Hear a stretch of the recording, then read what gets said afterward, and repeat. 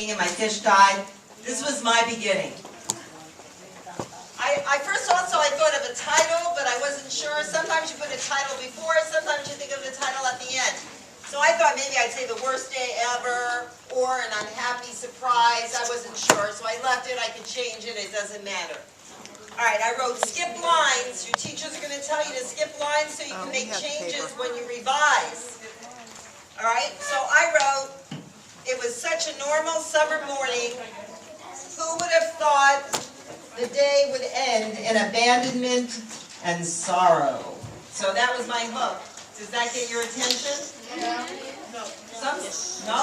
Yes. I thought some say yes, some say no. Well, I thought the opposite. Sometimes it's startling when you say it was such a beautiful day, but it ended horribly, so that's kind of a twist. So I thought that might be interesting. But I might get feedback, maybe I would change it a little. So, who would have thought it would end in the death of 40 fish? Do you find that a little more interesting? All right, I didn't want to be that graphic, that visual, but I guess that does hook you in a little more. So I'm going to read you some beginnings. And, where's my paper? All right.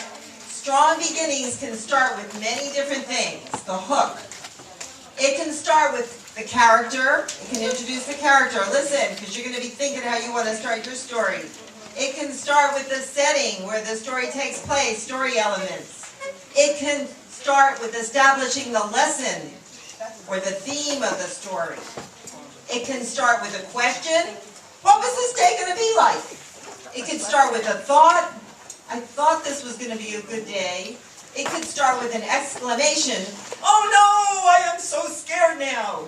It can start with an action or it can start with dialogue, which is talking between characters. So there's many ways. So I'm going to read a few beginnings to you.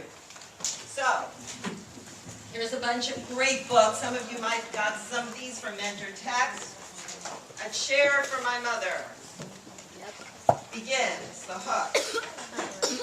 My mother works as a waitress in the Blue Tile Diner. After school, sometimes I go to meet her there. Then her boss, Josephine, gives me a job, too. Kind of introduces the character and the setting. The mom in the diner.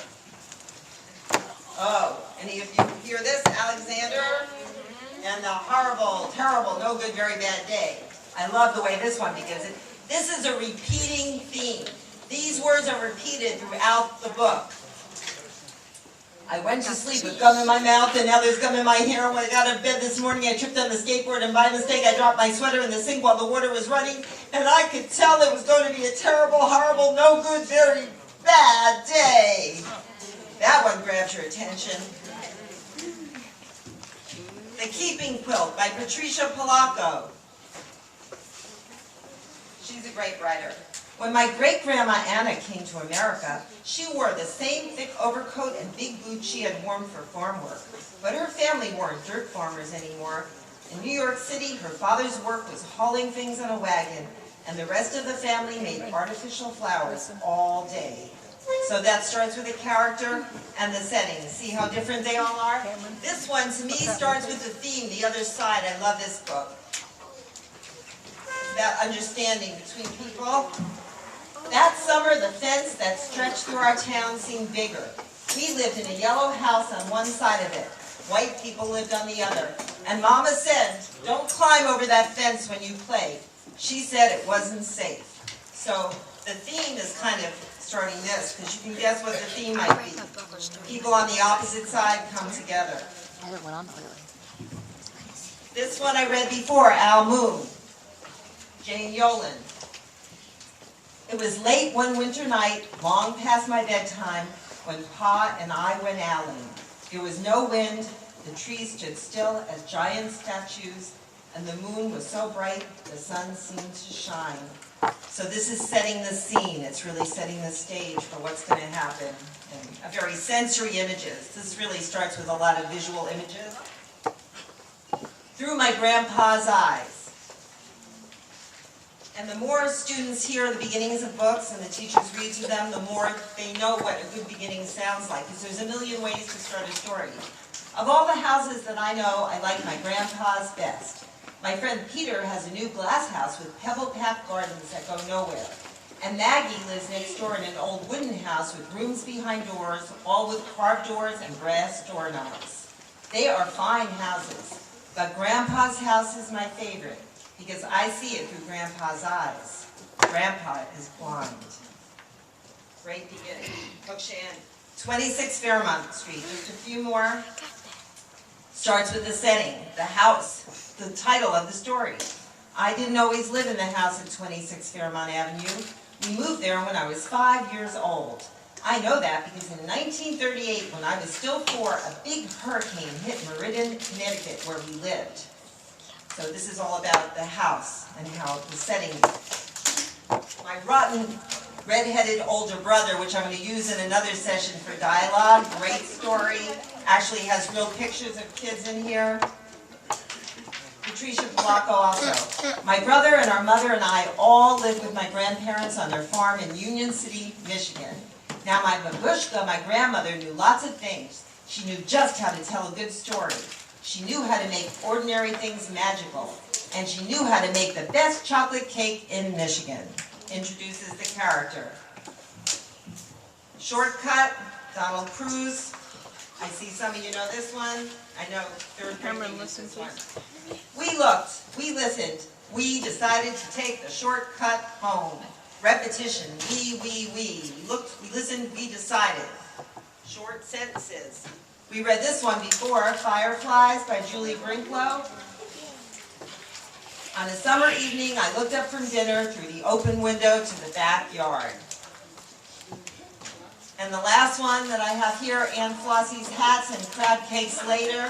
I see hands going up, you know that one? I read that book. On Sunday afternoons, when Sarah and I go to see Aunt Flossie, she says, "Come in, Susan.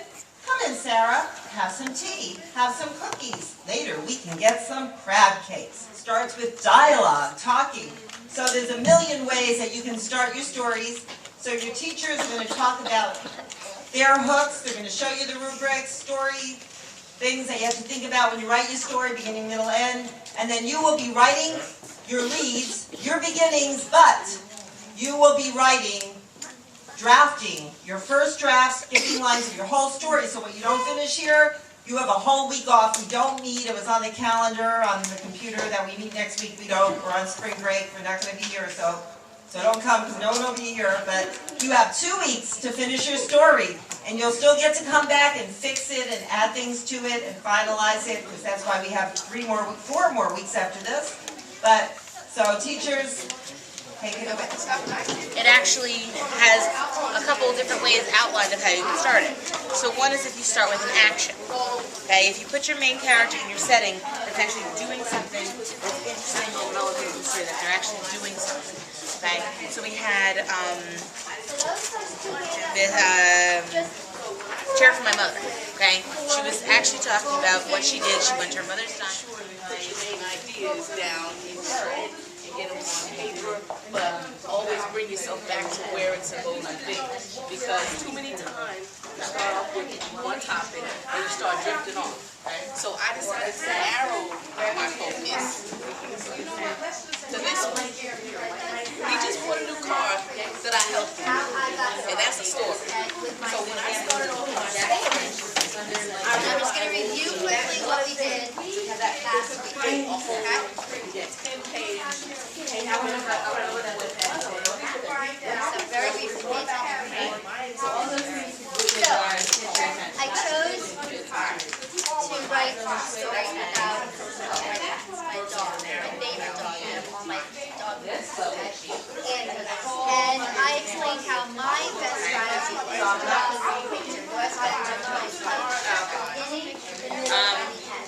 I'm not going to go over all of them because you can just use them as reference. So you can just take this and look at it and say, you know, I need it.